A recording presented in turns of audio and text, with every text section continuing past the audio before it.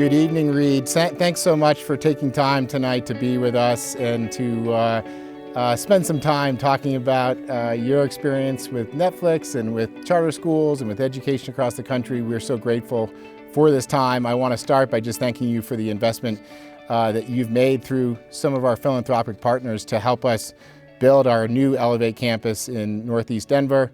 It's been such an important project here in Denver because of the politics of it and the opportunity that we can ensure all kids get a high quality education regardless of the adult politics in the city.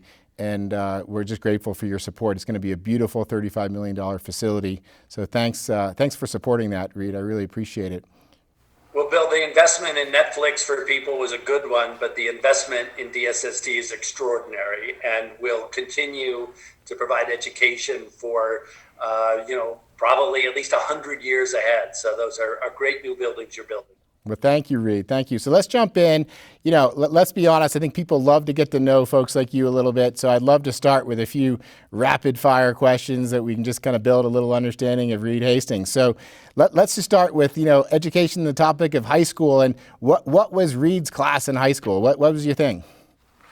Ooh, I was pretty nerdy on the chess team, not on the hockey team. And hadn't really found my groove. So I was sort of middle of the road grade-wise, middle of the road passion-wise, and definitely not in the most likely to succeed club.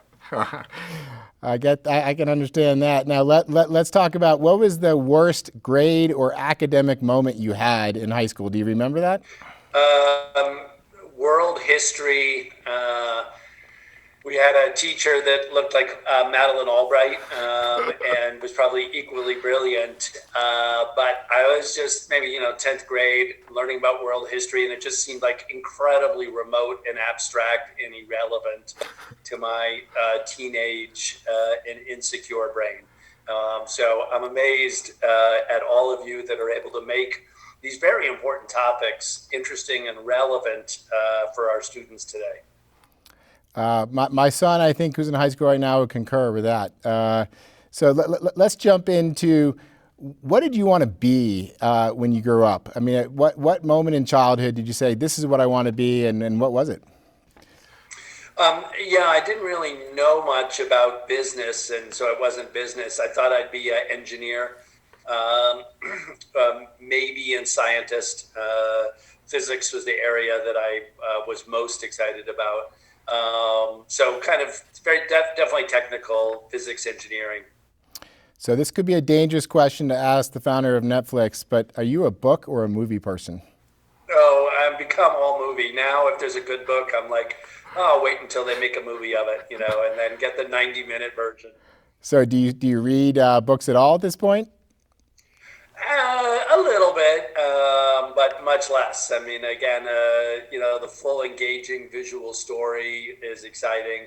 But then there's like some biographies that we'll never make a movie out of because it's just too, obscure. So then I'll focus on the book. And did you ever have an interest in film, before starting Netflix? Was that ever an interest? I mean, I was a typical consumer, renting VHS from Blockbuster once or twice a week. And but I was not a passion guy. I didn't stay up and watch the Oscars or any of that stuff. You have 3 hours on a weekend, which may be a rare occurrence, but what does Reed do with 3 free hours on a weekend? About half the time browse Netflix, about half the time go for a walk, sort of contemplative. Excellent. Well, let's jump into a little bit of Netflix. And as I think about DSST, there's certainly moments that were turning points for us. Is there a moment that stands out for you that was the turning point that made Netflix what it is today? It's been more than 20 years, and I would say there's been a grind at many junctures. So there was the first couple of years, which was just trying to break even, stop losing money so that we could survive. Then there was this huge battle with Blockbuster for many years. Then there was getting into streaming.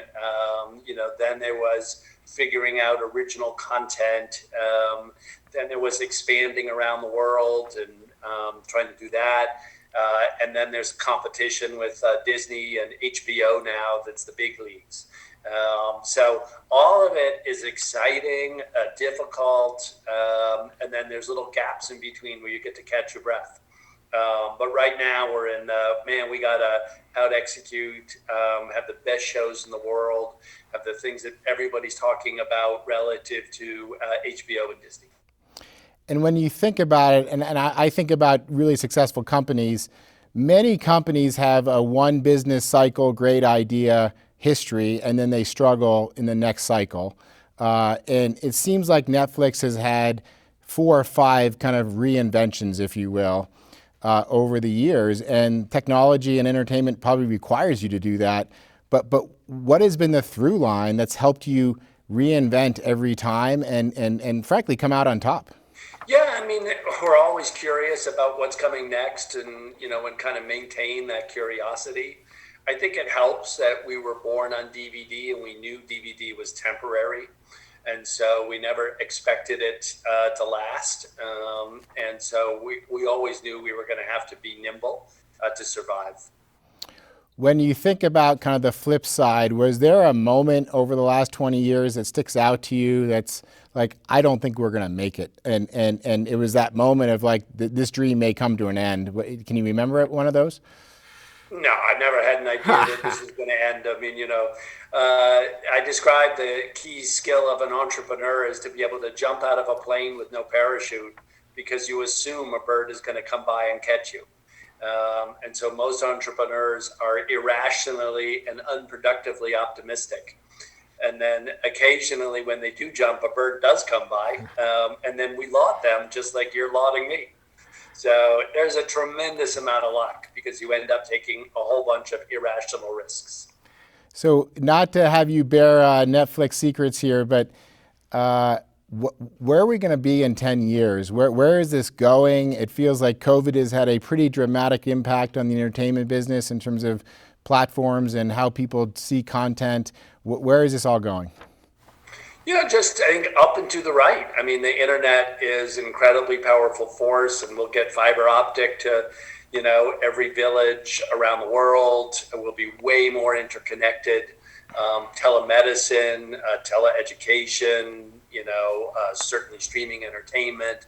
So just think of the internet, think of the future of video conferencing as you've got a pretty big monitor and it's kind of around you and it's got, you never get buffering and it's got incredible sound and microphones built into it. So it will feel more and more natural. The cameras in your systems will be, much, much better. So a lot of improvement coming in how we interact over the internet. And that'll have profound effects in education. We'll have to figure out the hybridization of education, like, older kids, high school kids, maybe halftime, on video conference, like in the mornings and halftime in the afternoon, you'll be able to do twice as many kids for the same space. So I'm sure there'll still be some interpersonal time because that's so important for kids, both for the adult role modeling and for the kid-to-kid interaction, but there'll also be a lot of virtual education. So we're if you look at how the automobile reconfigured our society because you could travel much longer distances than on a horse, that was a profound transformation. If you look at how the elevator transformed the urban landscape because you get up tall buildings, that was very profound. And internet and streaming is going to be a really big change and enable a lot of new ways of interacting, again, which will affect business, education, and every other sector. Is the movie theater as it is constituted today a dead thing? Do you know how to cook, Bill? I don't know. Maybe you should ask my kids that. Maybe they could answer that question better than I.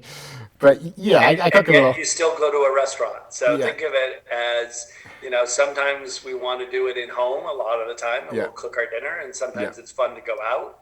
And movie theaters are about going out. Just think of movie theaters to in-home viewing as restaurants are to in-home cooking. So you're not ready to give up on that concept and think there's still room there for that sector to grow. It's super fun for part of your entertainment to go out to the movie theater. Yeah. All right. Well, let's go back to what you just talked about, which is and kind of the intersection of entertainment and education and kids. Can you get into a place where the kids are on screens too much? I mean, obviously there's all these stories about Mark Zuckerberg and Priscilla Chan limiting their kids' screen time and all the rest of it. Like, where do you fall in that debate of screen time and kids? Yeah, I'm sure there's, too much of anything, is not a great thing. And we've been slammed, with COVID to this radical all the time. But again, the screens over 5 or 10 years are going to get a lot better. The interaction paradigms will get a lot healthier. So I don't think it's like a fixed ratio. Like, it might be 2 hours today as like the healthy order. But, again, with the improvement in what's available and what you're doing online, it may be that it can go up quite a bit. Again, with the improvement of technology. Just think back about 10 years ago, about 15 years ago was the first iPhone, and it was super primitive. There was no app store. It was small. The battery life was terrible, and it's like the iPhone's gotten so much better in the last 15 years.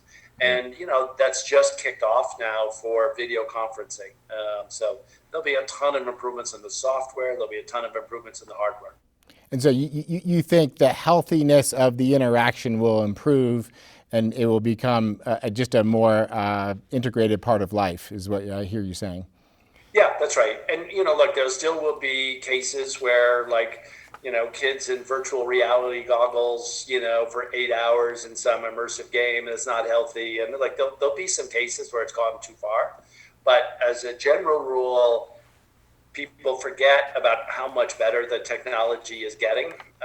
And so just think about it as we've been living full time in the, Zoom laptop world. And that is a pretty primitive state compared to what will be available in 5 years. Interesting. Well, let's hone in on education a little bit. And, I think I think you and I maybe met 10 years ago. And I think one of the themes that certainly you've kind of shared with me is charter schools are really the place you believe have the biggest lever point to making change in public education in this country. Why? Why did you end up there? Yeah, I mean, look, it'd be much better if we could just fix school districts, because then we wouldn't have to reinvent the school system. And I and most people tried that first. And then what you realize is in larger school districts around the United States, the average superintendent only lasts 3 years. Okay. And so like in Denver, you had a long run, with Boasberg, but, it's regressing to the norm, which is rapid turnover. Again, if you look at 50 large school districts over 50 years, the average is 3 years. So that's because of the school board politics, which are very tough. So it's a deep problem.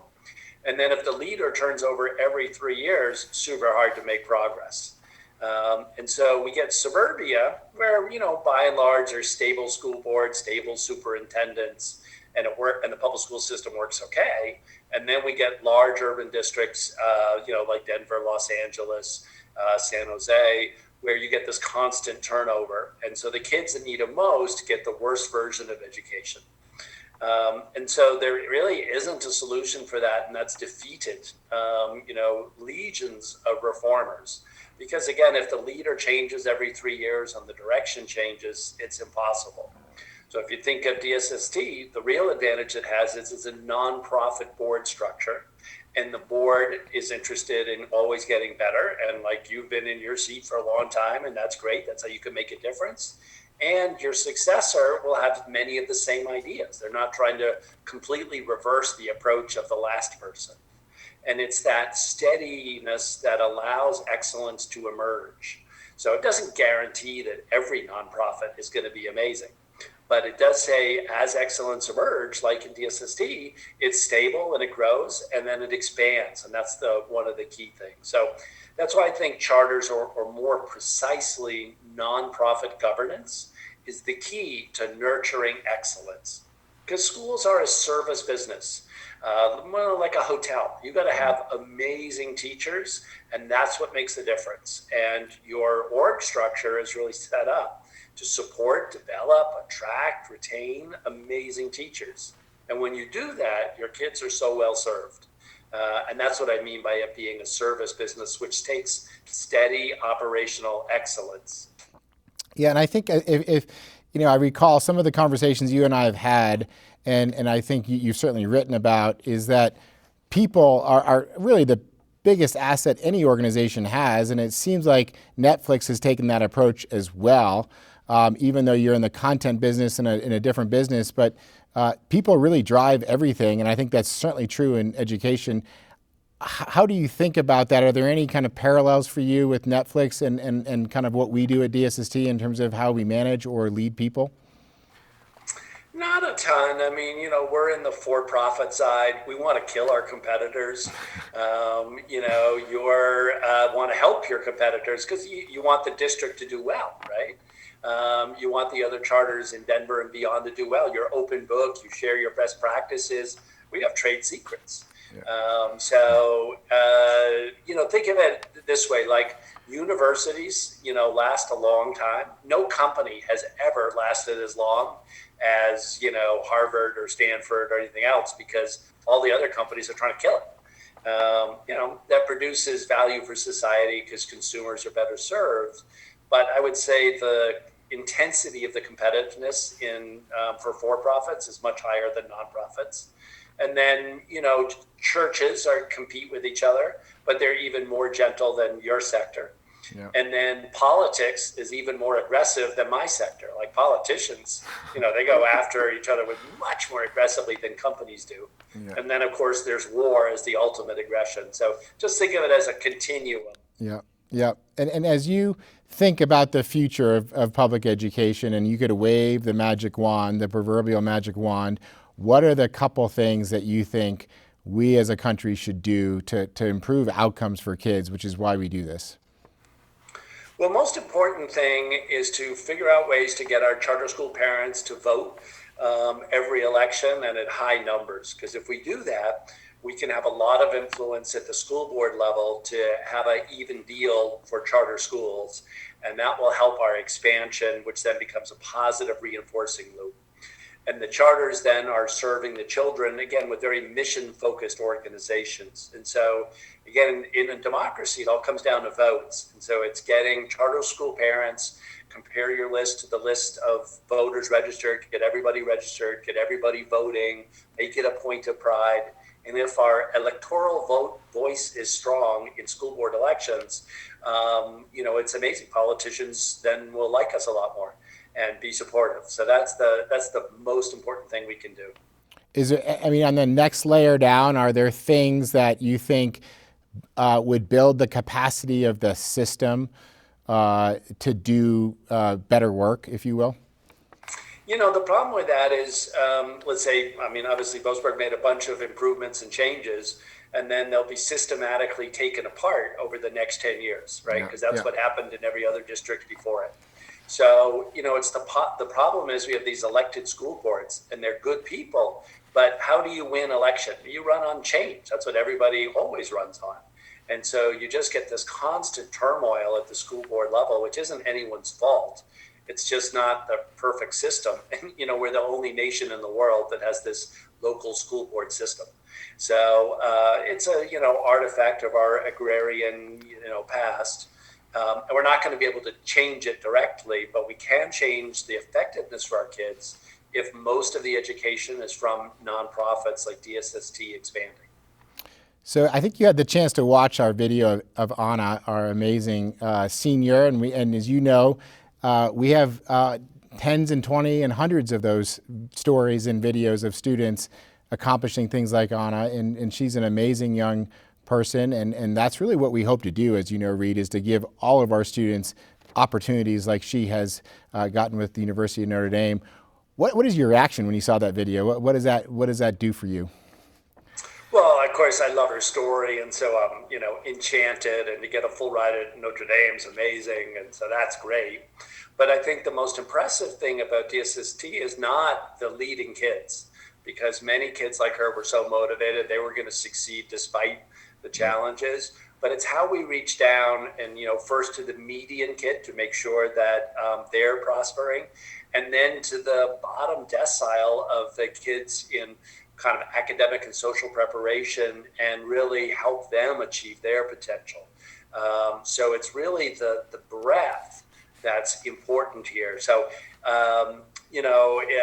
again, it's great to have some legendary, heroic examples like Anna, but what's most impressive about you and the other leading charter networks are how much you care for all the kids and, reach down to lift up the kids that need it most. Yeah, I think you're right. And I think, one thing that we're most proud of this year is that the average DSST senior got acceptances to 6 or more universities and colleges. So not only are they getting an acceptance, but we're giving them a choice, which, as you know, I think is a really important part of agency for young people. Absolutely. So let's close up here with your incredibly generous gift to the HBCUs in this country, and tell us, why did you make that gift to those universities? Let's see, there's a long story behind it, which is I'm on a board with the head of the United Negro College Fund, Michael Lomax. And so for years, we've talked about how do we transform higher ed, which he's involved in full time. And he had gotten my wife, Patty, and I to be donors to Spelman and Morehouse, where he went for the last 5 or so years, and to visit and really try to form some of those relationships. And then, with the murder of George Floyd and the explosion of racial reckoning that we had last year, we realized that there really is not only a problem of, police brutality, there's also a problem of just capital isolation. So, people like me tend to go as an undergrad to predominantly white institutions. And then if we're fortunate or very successful, we give back to those institutions that we know and love. And so there's a persistent capital isolation where capital doesn't flow into the HBCUs. So this was just a step to sort of address the racial reckoning and address a real need. And, before us and after us, there's lots of other HBCU donors. And what the HBCUs have done is something that you guys can study too, which is really create a sense of belonging and acceptance for Black college students. And then, that the lessons from that apply in DSST, which is how are we creating a sense of belonging for our Latinx students, for our Black students, for our underrepresented students of all types. Because when the students feel like they have a right to be there, like they belong there, they relax and they can focus on the academics. And so if, DSST and others can continue to focus on belonging and a sense of entitlement and security, it also helps the academics, which help their lives. So, there's a lot of great lessons in there. Yeah, I think you're right. And as you know, Reed, I think the CMO movement has learned a lot about that. And I think over the last 20 years, I think the HBCUs and other institutions have helped us understand the importance of that. And let's be honest, I think we didn't understand that as well as we could have early on in the movement. No, I'd say we understood it better than districts, but not as well and as we could have. But again, that's because we have all these different nonprofits and we're all learning organizations. Yeah. We're creative and questioning things and changing. And the charter school sector's rate of improvement is just phenomenal.